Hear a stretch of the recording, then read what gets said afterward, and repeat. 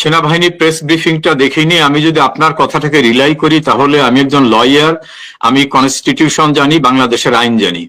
আইনে বলা আছে যদি আপনি আক্রান্ত হন, আপনি বা আপনার কাছে কেউ আক্রান্ত হন, যে আক্রান্ত আপনার মনে হবে যে ডেফিনেটলি ভাবে আপনাকে মেরে ফেলা হবে, খুন করা হবে, তখন আপনি আত্মপক্ষ সমর্থনের জন্য পাল্টা আঘাত করতে পারেন, প্রতিরোধ করতে পারেন। এখন প্রতিরোধ করতে হলে আপনাকে কিন্তু প্রথমে প্রমাণ করতে হবে যে আপনাকে যিনি আক্রমণ করতে আসছেন তার কাছে মারণাস্ত্র ছিল, তিনি এমন ভাবে আসছেন তখন তাকে প্রতিরোধ করা ছাড়া আর কোনো উপায় ছিল না। প্রতিরোধ কিভাবে হতে পারে? আপনি টিয়ার গ্যাস ছুটতে পারেন, আপনি রাবার বুলেট ছুটতে পারেন, তাতে যদি প্রতিরোধ না হয় আপনি তার কোমরের নিচে গুলি করতে পারেন, তাতে যদি সম্ভব না হয় তাহলে তাকে আপনি গুলি করবেন। এখন যে কয়জন মারা গেছে এদের কারো কাছে মারণাস্ত্র ছিল না এবং তারা মৃত্যুর মুখে পড়েছে যখন তারা দৌড়ে যাচ্ছে। সে আপনাকে আক্রমণ করছে না, সে যখন চলে যাচ্ছে তাহলে আপনি গুলি করছেন পিছন থেকে, তাহলে সে তো আপনাকে আক্রমণ করে নাই। এবং তাদের কারো কাছেই আপনাকে আক্রমণ করে মেরে ফেলতে পারে বা এনসিপির কাউকে মারতে পারে এমন কোনো মারণাস্ত্র ছিল না। এবং যে কজন মারা গেছে, কেউ দোকানদার, কেউ রিক্সাওয়ালা, এরা কেউ আক্রমণ করতে আসছে বা পুলিশের লোক আহত হয়েছে, বিজিবির লোক আহত হয়েছে, র্যাব আহত হয়েছে বা আর্মি আহত হয়েছে, অথবা তাদের কাছে কোনো অস্ত্র ছিল, এর কোনো প্রমাণ পাওয়া যায় নাই।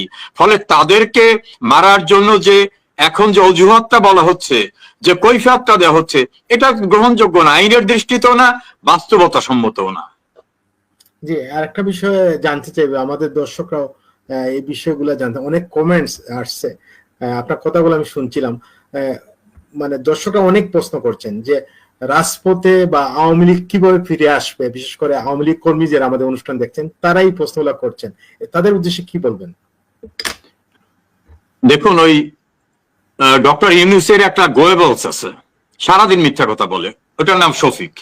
সে বলছে আওয়ামী লীগ বলতেই দেশে কেউ নাই, ওরা শুধু ফেসবুকে হাম্বিতম্বি দেয়, দেশে বলে আওয়ামী লীগ নাই। এখন এই যে গ্রামের একটা গল্প রূপ আপনিও জানতে পারেন যে অন্ধকারে চলার সময় একটা গাছের পাতা পড়লে বলে কে রে, আবার সামনের থেকে একটা বাতাস আসলে বলে আমি কিন্তু ভয় পাই না। সারা বাংলাদেশে আওয়ামী লীগ, কারণ অনথার্ড মানুষ নিরঙ্কুশ ভাবে আওয়ামী লীগ করে। অনথার্ড মানুষ আপনি যদি 18 কোটি ধরেন তাহলে 6 কোটি। এই 6 কোটি মানুষের এটা বাংলা ফোক গান আছে যে আমার হাত বান্ধিবি, পা বান্ধিবি, মন বান্ধিবি কেমনে। যেসব মানুষের মনের ভিতর আওয়ামী লীগ, তাকে এই কার্যক্রম স্থগিত করে কিছু করা যায় না।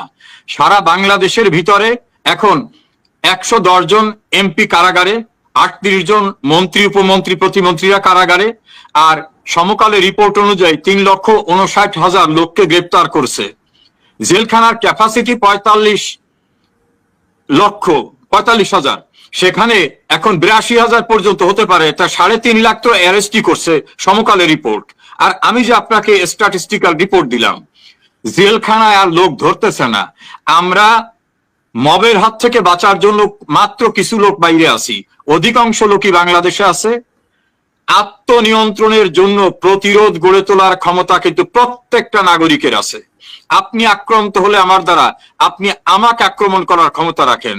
তা বাংলাদেশের যে মানুষদের এখন অন্ন, বস্ত্র, বাসস্থান, চিকিৎসা, শিক্ষা, আইনের অধিকার, মানে আশ্রয় নেওয়ার অধিকার, এটার দ্বারা যারা বঞ্চিত হচ্ছেন, তারা যদি এখন প্রতিরোধ গড়ে তোলে, তাহলে ইউনূস এবং ইউনূস গং, এই ইউনূসের কাশিমবাজার কুঠিতে যারা আছে, এরা পালাবার জায়গা পাবে না। আওয়ামী লীগের নেতা কর্মীদের উদ্দেশ্যে আমি বলবো, আপনারা সুসংগঠিত আছেন, আপনাদের দীপ্ত প্রত্যয় আছে, শেখ হাসিনার মতো আওয়ামী লীগের প্রাণ শক্তি আছেন।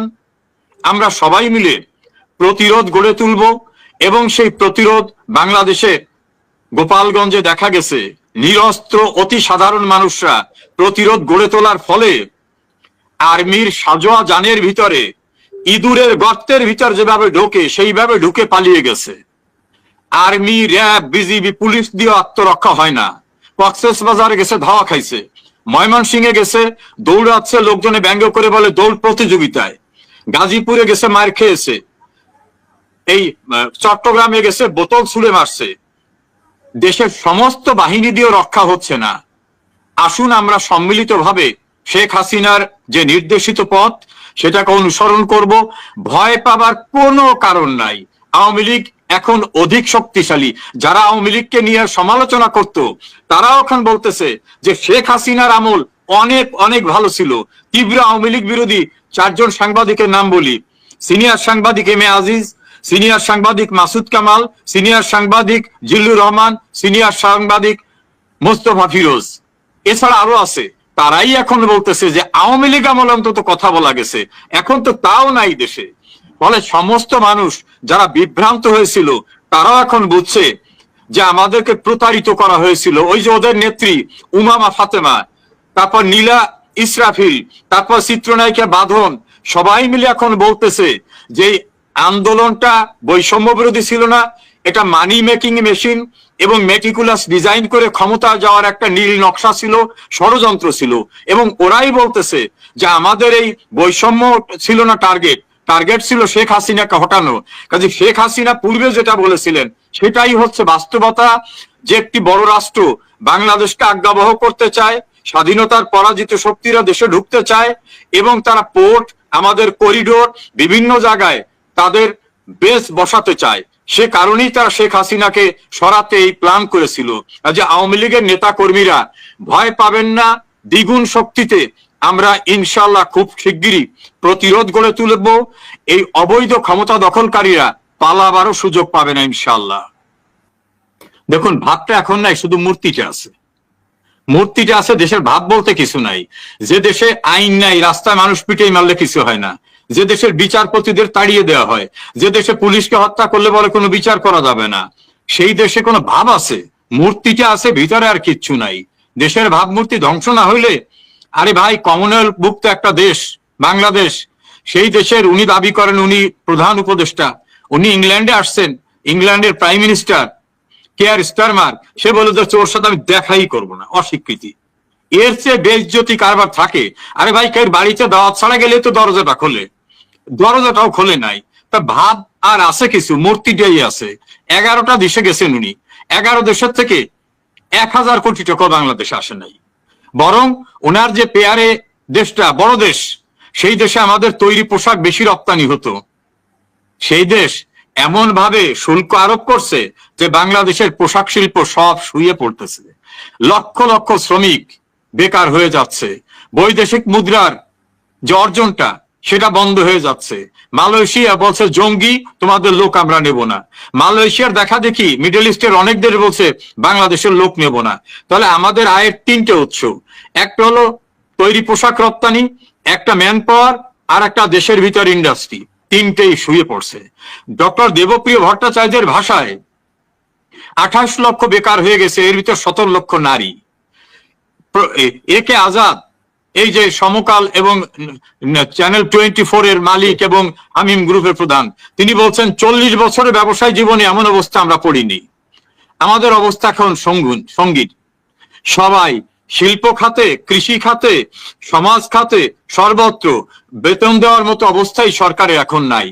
আর মানুষের যে সামাজিক নিরাপত্তা বেষ্টনী যেখানে শেখ হাসিনা চালু করে আসছিলেন, বৃদ্ধের ভাতা, তালাকপ্রাপ্তদের ভাতা, দরিদ্রের ভাতা, ছাত্রদের ভাতা, সব এখন বন্ধ হয়ে যাচ্ছে। বাংলাদেশটা এখন ভয়ঙ্কর একটা পরিস্থিতির ভিতরে।